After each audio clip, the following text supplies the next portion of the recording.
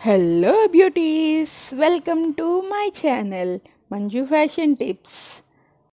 ఈరోజు మీకు ఒక మంచి జ్యువెలరీ స్టైలింగ్ వీడియో తీసుకొచ్చాను. అదేంటి అంటే మీరు జ్యువెలరీ అనేది దేని మీదకి ఎలా స్టైల్ చేసుకోవాలి, ఏ జ్యువెలరీ దేని మీదకి సెట్ అవుతుంది అనేది ఇవాల్టి వీడియో.